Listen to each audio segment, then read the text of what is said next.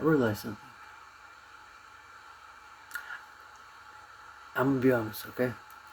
It's hard for me to say this, but I'm just gonna be honest. I haven't built a life. I've built a routine. I'd say maybe it wasn't until February that I broke that. And I started soul searching and feeling alive after I was free of the criminals that were, I won't say criminals, I'll keep this PG, that I was free of the bad HR department.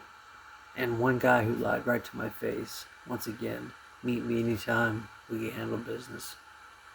Anytime we can discuss in any way you want why a little boy like you came and stole a man's passport when he needed it. You know who you are. Anyways, you know, friends come and go here. That's what every channel, expat channel says. Oh, friends are gonna come and go here. But I'm looking around thinking, I haven't made a single friend. Where's all my friends at?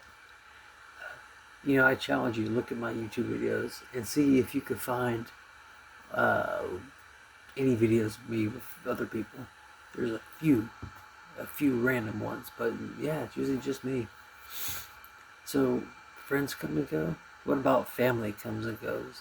That's what it feels like when you live this life. And I want you to, I want you to know this and understand this because it is the price you pay. Family comes and goes. They're still there, but they forget you. The phone calls, they stop happening. You know, the texts, the pictures, the birthdays start getting forgotten. You know, after a while, you're on your own, and there's no going back. You know, somebody, I'll just say, in my family, had a really big event happen, and I didn't even know about it. And it's nobody's fault, except for it's just been over a half a decade of me being away. That's the price you pay. You know, you meet somebody credible,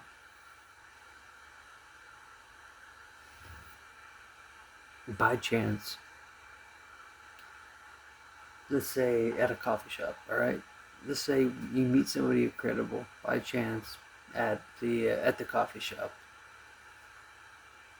on a Monday morning, and by next Sunday they're gone. So even if you wanted to make a friend, or even if you did find somebody that you could relate to, it is the nature of this lifestyle that people are always on the move. I'm the one who chose to stay put. I am the one who's planted my flag. Um, yeah, I'm aware of it. I'm aware of it.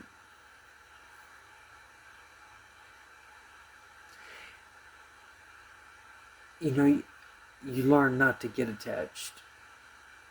You learn to travel light emotionally. Does that make sense?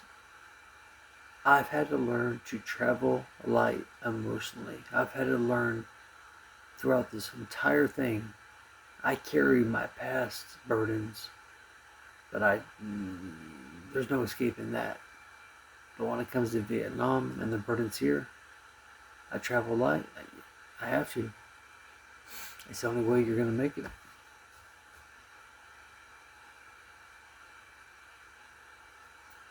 You learn not to get attached to people.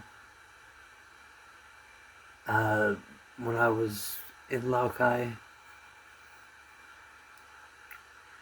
there's a lot of people that, even though we were never friends, I still cared for, but I never got attached. Anybody, or such people as the barista, or a TA. Many of the TAs that I worked with, or my students. You know, or just random people that you would just meet throughout the course of these 5 years. You know that look, the sad reality is I'm never gonna be Vietnamese. Therefore, there's a time limit.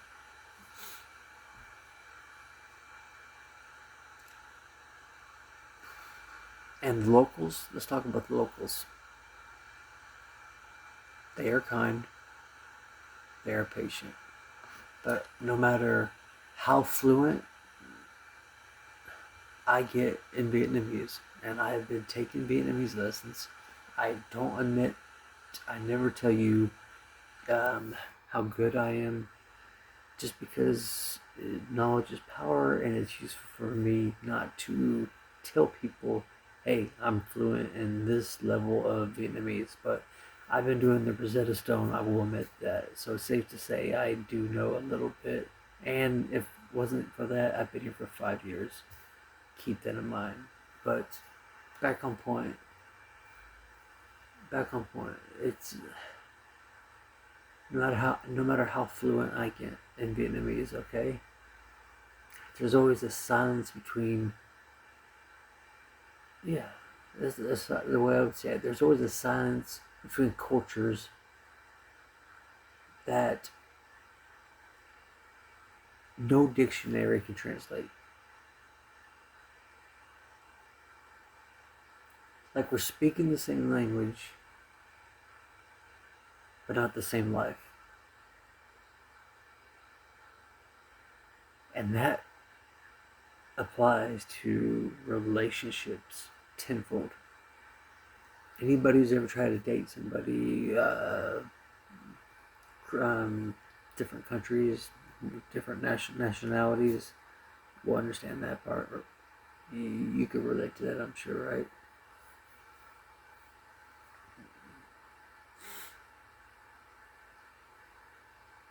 Loneliness abroad is different. I would say that loneliness abroad is specifically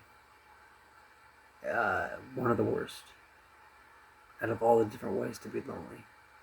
There's military, there's jail, there's work, I could probably name a whole bunch of examples, but that's probably the worst. And I would say that it's not just missing home, it's realizing that even your memories feel like they belong to someone else now. You're not that same person. Like you're changed. You're forever changed. And your old life would keep going on without you, as I mentioned before. And there's nothing you can do to stop that. And that is why many people fail at this.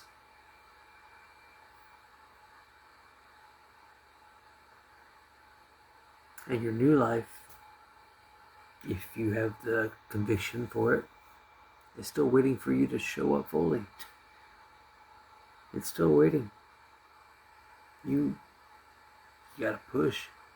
You gotta want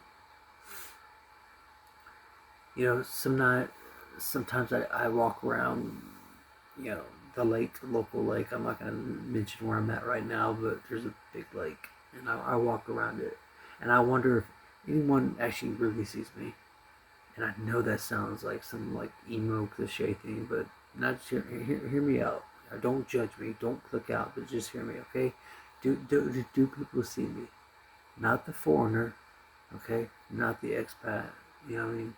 Not the guy who's been here for 5, 6 years, but me. But me.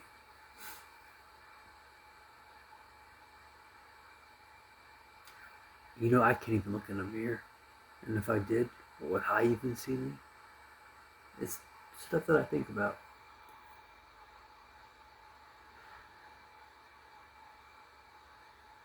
I've had a beautiful moment here.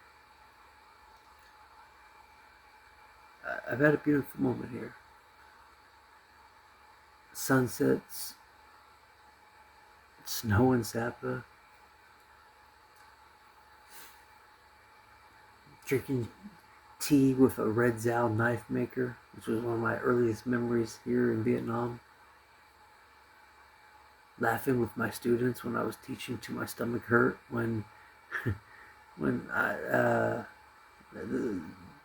I could name so many memories, but have students doing the what's that thing called, the floss, or going in there and we're throwing Pokemon cards and the boss walks in, or just watching these kids just goofing off, you know.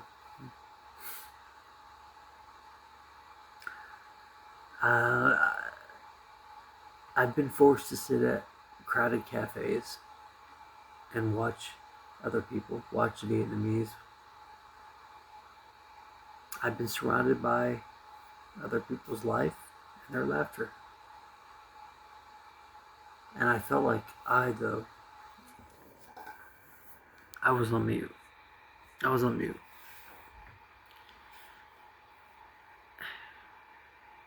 Surrounded, which is very hard for me, but I was on mute. And I have to be very careful about how I say that. But if you understand it, you understand it.